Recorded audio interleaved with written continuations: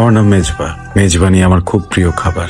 আজ যে বিয়েটা হচ্ছে এটা আমার কোনো বন্ধুর বিয়ে না, কোনো বান্ধবীর বিয়েও না। বিয়েটা আমার প্রেমিকার। প্রেমিকা প্রাক্তন হবার আগেই অন্যজনের বউ হয়ে যাচ্ছে। আফসোস, আমি কারো কিছুই হতে পারলাম না। কি রেখা? হয়তো তোমরা ছোটবেলা থেকে চিন্তাত, আমি না হয় তোমাদের কথা ভেবে চক্ষু লজ্জায় কিছু বলতে পারিনি। তোমরা ফ্যামিলির সাথে একটু কথা বলতে। এখন এসব বলে লাভ কি? মেয়েটার তো বিয়ে হয়ে গেছে, যা হওয়ার তো হয়েছে। না মা, যা হওয়ার তা হয় নাই। গতকাল রাত থেকে আমার ভিতরে না জ্বালা পোড়া শুরু হয়েছে। এটা তো শেষ হচ্ছে না, কিভাবে শেষ করবো বলো তুমি আমাকে? কোনো আয় রোজগার নেই, কোনো উপার্জন নাই, চাকরি বাকি নেই, তার পক্ষে এসব কথা মানায় না। তার উচিত চুপচাপ ঘরে বসে থাকা। সে কালকে কি খাবে, আলো খেতে পাবে কিনা, এই সমস্ত চিন্তা ভাবনা করো। শোনো, আসার সময় বাজারটা করে আস। হ্যাঁ সেই তো, আমি তো একাই আছি বাজার করার জন্য, আর তো কেউ নাই। আমি বাজার করবো, সবাই মিলে শুধু খাবে। করবো, চিন্তা করো না, করবো।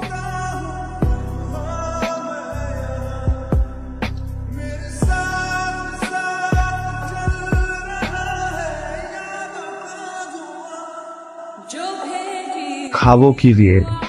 কেন, সবজি মাছ এগুলো দিয়ে খা। মা, প্রথম শ্রেণী তো, আমি তো মাছ খেতে পারি না, বন্ধ যদি একটু। কি দিতে হবে? মুরগি, ব্রয়লার না দেশি? বাজারে গেছে কোনোদিন? মুরগির কেজি কত জানো?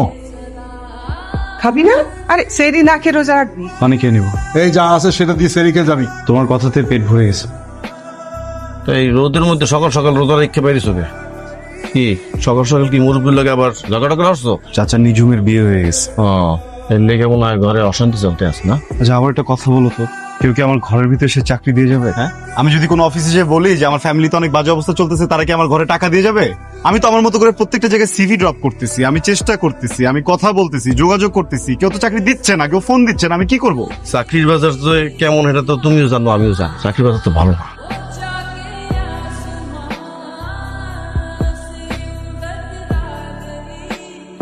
বাড়িওয়ালা আসছিল, অনেক চিল্লাচিল্লি করছে।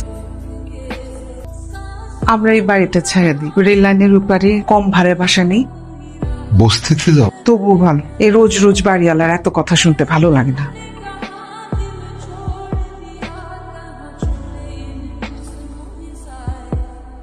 আবার ওয়ার্ডরোব নিয়ে বয়ে যেতেছে। ও ড্রপটা পুরনো হয়ে গেছে তো, তাই ওই বিক্রি করে দিলাম, মানে নতুন একটা কিনবো তাই। আসসালামু আলাইকুম। ওয়ালাইকুম আসসালাম। স্যার, আমি আসলে একটা জব খুঁজতেছি, আপনাদের এখানে কি সুযোগ হবে? এই তো আপনাদের জেনারেশন একটা সমস্যা, হঠাৎ করে দরজা খুলে ভিতরে এসে একটা সিভি দিয়েই বলেন যে জব পাওয়া যাবে কিনা। এইভাবে তো জব পাওয়া যায় না। তোমার ছেলে কই, বড়টা? আসছে, বাইরে গেছে। ওই চাকরি বাকরির চেষ্টা কিছু করতেছে? হ্যাঁ, কি কিছু বলে টলে কি? চেষ্টা করতেছে, সেটাই তো শুনছি। এইভাবে চেষ্টা করলে হবে? আরো তো মনোযোগ দিতে হবে। কিছুই শোনে না, কিছুই বলে না, আমি তো ফেড আপ। কই ছিল, কই থাকো সারাদিন? এই তো এদিকে। তুমি আমার বলো তো, তুমি কি চাকরি বাকরির চেষ্টা কিছু করতেছো নাকি? জি, চেষ্টা তো করতেছি, হচ্ছে না। ছাত্রটা তো পড়াইলে পারো, কি সেটা পারবে না? কি যে করো, চাকরি বাকরি নাই, লেখাপড়া ঠিক মতো করতে, কি যে হবা তুমি, না হবা আম গাছ, না হবা গাব গাছ।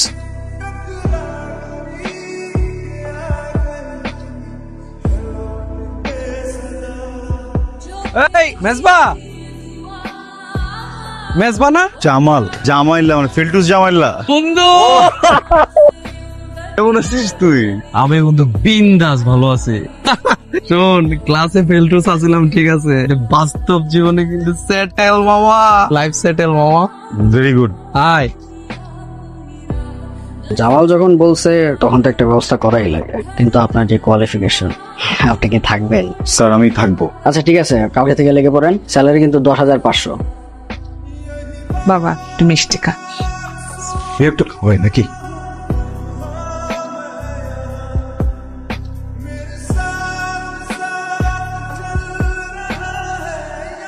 বাবা আসি, আজকে তো প্রথম অফিস, আমি তোর নামাই দিয়ে যাবো। মানিক ভাই, আমার ছেলে খুব বড় চাকরি পেয়েছে বিজ্ঞাপন এজেন্সিতে, দোয়া করো। আলহামদুলিল্লাহ, আলহামদুলিল্লাহ, মাশাআল্লাহ, ভালো। দেখি দেখি। জি স্যার, সালাম স্যার। এক্ষুনি আসতে হবে স্যার, একটু পরে আসি, ওই এক ঘন্টা মতো। জি স্যার, এক্ষুনি আসতেছি। ওই আমার অফিস থেকে ফোন, আগে কিছু জানায় না। ও, যাও না তুমি, তাহলে ইয়া করো, দেরি করো না, তাড়াতাড়ি করে চলে যাও, আমি আমার মতো চলে যাচ্ছি।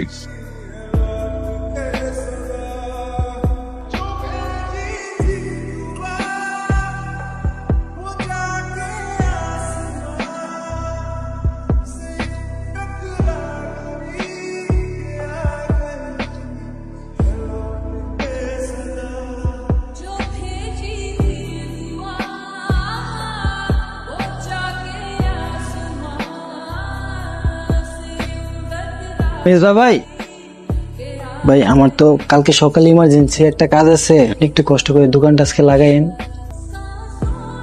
বল, চাকরি কেমন চলতেছে? ভালো। বাহ, তুমি চাকরি করাতে আমি খুব খুশি হয়েছি। আমার মনে হয় তুমি এখন থেকে সংসারের দায়িত্ব নিতে পারবা।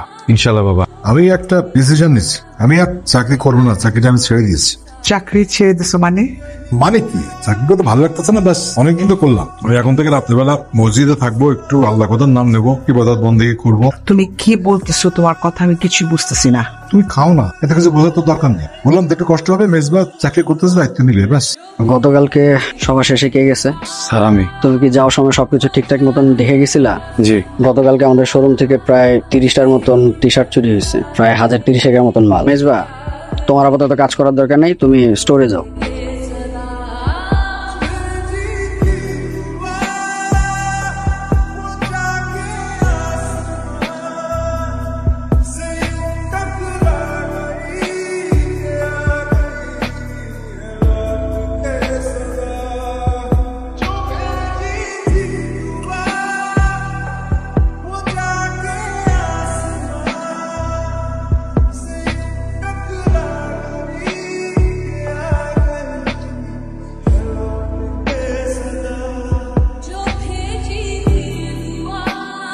মেজবা, এই মেজবা, বসো বসো। ঈদ মোবারক। ভোর হয়ে গেছে তো, সবাই কাজ টাজ করে চলে গেছে, তুমি কাজ করতে করতে ঘুমায় গেলা, ভাবলাম 2 ঘন্টা রেস্ট নাও। মেজবা, তোমার উপর দিয়ে অনেক খেপা গেছে, বুঝতেছি অনেক প্যারা খাইছো। অফিসও জানে, আমিও জানি যে চুরিটা তুমি করো নাই। চুরিটা কে করছে জানো? রফিকুল। এই জন্য ও তোমার দিয়ে তালা লাগাইছিল। আচ্ছা শোনো, অফিস তোমার সাথে ইনজাস্টিস করছে, আবার জাস্টিসও করছে। তুমি ঈদের 7 দিন পর অফিসে জয়েন করবা, স্যালারিও double. Thank you sir. Thank you পরে হবে। এই ফ্যামিলির জন্য যদি শপিং করো তাহলে কিন্তু 50% ডিসকাউন্ট আছে। স্যার, ঈদের দিন এখনো পর্যন্ত তোমার ছেলে আসলো না, কি করে না করে কিছু বুঝি না। ঈদের দিন সকাল পর্যন্ত বাংলাদেশের কোন অফিস খোলা থাকে তুমি আমার বোঝাও। ফোন তো করলাম, ফোন তো বন্ধ, কি করব? কিছুই বুঝলাম না, কি করে বেড়ায়, কোথায় থাকে। ওই তো ভাড়া চলে এসেছে। আই, তোর ফোন বন্ধ কেন? চার্জ ছিল না, বন্ধ হয়ে গেছে। এদিকে লুকার নতুন পাঞ্জাবি। নতুন পাঞ্জাবি? এটা তোমার। শুধু শুধু এটা কেন আনতে গেছিস? এখানে বাজার, মাছ, মাংস, চাল, তেল সবকিছু আছে। অনেক খাবো।